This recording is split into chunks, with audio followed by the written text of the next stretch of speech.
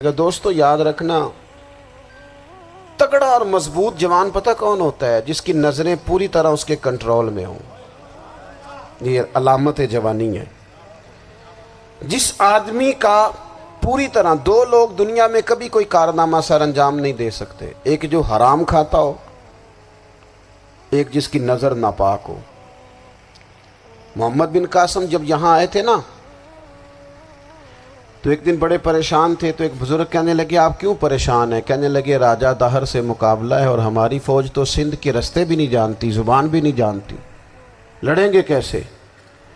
دو چار دن کے بعد ان بزرگوں کی دوبارہ محمد بن قاسم سے ملاقات ہوئی تو بڑے خوش تھے۔ کہا اب آپ کیوں خوش ہیں؟ کہنے لگے وہ میرا مقابلہ نہیں کر سکتا، میں نے تحقیق کر لی ہے۔ کہا کیوں؟ کہنے لگے نظر کا گندہ ہے، اور جو نظر کے گندے ہوتے ہیں وہ میدانوں میں ٹھہرا نہیں کرتے۔ میدان کے لیے نکلنے کے لیے پاک جوانی کی ضرورت ہوتی، تطہیر مزاج ہونا ضروری ہوتا ہے، پاکیزہ افکار اور سچی اور سچی ستھری سوچوں کا ہونا ضروری ہوتا ہے۔ اس لیے فرمایا کہ میرا مقابلہ نہیں کر سکتا۔ حضرت عبداللہ ابن حذافہ کمرے میں تھے تو وزیر کی بیٹی اندر سجی سنوری پہنچ گئی۔ جیسے ہی آپ نے اس کفر کی چال کو دیکھا تو تیمم کر کے نفل شروع کیے۔ وہ ساری رات بیٹھی رہی، رب کا بندہ ساری رات عبادت کرتا رہا۔ عبادت بڑا سہارا ہے، مصلی بڑا سہارا ہے اللہ کے بندوں۔ صبح دروازہ کھولا، وزیر نے اپنی بچی سے پوچھنا چاہتا تھا رزلٹ کیا نکلا، تو وہ کہنے لگی پیچھے ہٹ جا، اب تیرا میرا تعلق کوئی نہیں، میں نے نبی پاک کا کلمہ پڑھ لیا۔ اس نے کہا میں نے بھی زمانہ دیکھا ہے، پر یہ کیا لوگ ہیں، کستوری کے بنے ہوئے، سندل سے دھلے ہوئے، کہ میں ساری رات کمرے میں رہی اور 100 اور 1000 آدمی جس جوان کا مقابلہ نہ کر سکے، اتنا طاقتور جوان کمرے میں رہا اور اس نے نظر اٹھا کے نہ دیکھا۔ او کچا رنگے للاری والا جڑا چڑھدا تے لیندا رہندا ہے، اے عشق تیرے دا رنگ محمد چڑھیا پھر نہیں لیندا۔ میں کہا ایک دفعہ نظر اٹھا کے نہیں دیکھا، کمال ہو گئی۔ اتنے بڑے لوگ، اتنی بڑی سعادت مندی، فیروز بختی، معاملہ فہمی حد ہو گئی۔ اللہ اکبر۔ دوستو بادشاہ جب پوری طرح ہار گیا نا، اس نے کہا مار دو۔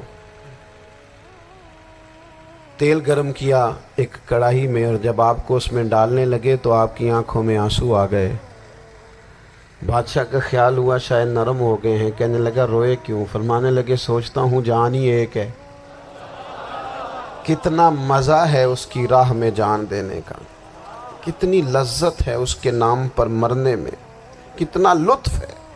جے تو چڑھیا اتے دار بھی نہیں تے جے تو وکیا عشق بازار بھی نہیں، تے ایڈا سستا سودا پیار بھی نہیں، تے ایڈا سستا لبدا یار بھی نہیں۔ کئی جنگل گانے پیندے نہیں، کئی دوزخ لنگنے پیندے نہیں، جے وہ اس ملوں بھی مل جاوے، ایدوں سستا ہور بپار بھی نہیں۔ تے کچھ سمجھ نہ آوے لوکانوں وہ کادے نال شہید کرے، ڈٹھی یار دے ہاتھ تلوار بھی نہیں، پر او دا خالی جاندہ وار بھی نہیں۔ کہنے لگے ایک جان ہے نا، تو دل کرتا ہے ہزاروں ہوتی تو ایک ایک کر کے محبوب کے نام پہ قربان کرتا، جب میرے پاس ہے ہی ایک، کروں کیا؟ حضرت عبداللہ ابن حذافہ رضی اللہ تعالیٰ عنہ جب روئے اور بادشاہ نے یہ بات سنی تو بادشاہ اٹھ کے کھڑا ہو گیا، سارے وزیروں مشیروں کو کہنے لگا تم نے کہا تھا نا بندہ ضائع کرنے والا نہیں، یہ بھی ضائع کرنے والا نہیں۔ کہنے لگا میرا ماتھا چومو، تم جیسے لوگوں کو قتل نہیں کرنا چاہیے، آزاد کرنا چاہیے۔ عزیز اپنی زندگی سے نا یہ بہت زیادہ ہرس، ہوس، طمع، اور یہ کسی بات کی بھی ہو، ہرس صرف پیسوں کی نہیں ہوتی ہے، شہرت کی بھی ہوتی ہے، یہ بیماری انسان کو اقتدار کی بھی ہوتی ہے، تعریف کی بھی بیماری ہوتی ہے، یہ سارے نقص ہوتے ہیں لوگوں کو، اور معاذ اللہ بعض جبوں کبوں کے اندر بھی ہوتے ہیں، وہاں بھی پنپتے ہیں۔ اپنی زندگی جب تک اس سادگی میں نہیں لاؤ گے جو رسول پاک نے عطا فرمائی ہے، جب لوگ آسانیوں میں پوری طرح الجھ گئے تو پھر وہ دور ہوئے اور کفر چڑھ گیا۔ دوسری بات، اللہ کے محبوب صلی اللہ تعالی علیہ وسلم کی محبت ہم سے تقاضا کرتی ہے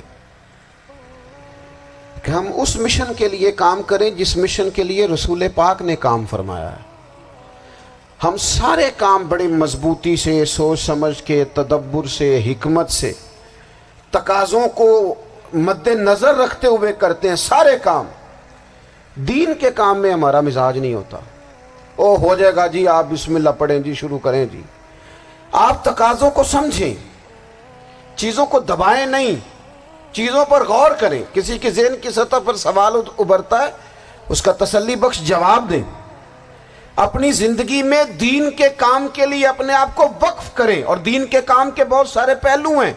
ہزاروں لوگوں کو قرآن پاک ٹھیک پڑھنا نہیں آتا، ہزارہا لوگ ہیں جو قرآن مجید کے مطالب سے آگاہ نہیں ہیں، دین کی بنیادی ضروریات سے لوگ نابلد ہیں۔ میں آپ کو کس طرح یہ بات سمجھاؤں کہ ہزاروں کی تعداد میں طلاقیں اس لیے ہوتی ہیں کہ مردوں کو طلاق کے مسئلے نہیں آتے، انہیں پتہ نہیں ہے کہ مجھے حقوق زوجین کے معاملے میں کیسے چلنا۔ ڈھیر سارے گھروں میں تباہی اس لیے ہے کہ تربیت اولاد کا دینی منہج ہمیں نہیں پتا۔ اپنا حصہ ملائیں دین کے کام میں۔ ایک آدمی کو اگر تو نمازی کرنے میں کامیاب ہو گیا، تیری زندگی بدل گئی۔ وہ دین بیزار لوگ جو ہمارے بیچ بیٹھ کے ہماری نوجوان نسل کو پگڑی اور داڑھی کا نام لے کے بنیادی طور پر دین سے دور کرتے، ایسے نوجوانوں کو دین کا پیغام محبت دے کر دین کے قریب کرنا ہماری ڈیوٹیوں کا حصہ ہے۔ ہمیں ذمہ داری کا احساس کرنا پڑے گا، ہمیں یہ خاص قدم اٹھانا پڑے گا، توجہ دینی پڑے گی۔ مساجد، مدارس، میں آپ سے عرض کروں، اتنی ڈٹ کے مخالفت ہوتی ہے نا مدرسوں کی، اتنی ڈٹ کے۔ میں ادارہ چلاتا ہوں، اس کے چلانے میں جو مشکلات ہیں وہ تو ہم بتا نہیں سکتے آپ کو، اس لیے کہ میری قوم، میرا اس قوم سے تعلق ہے جو نعت خواں امیر کرنا چاہتی ہے، مدرسے نہیں۔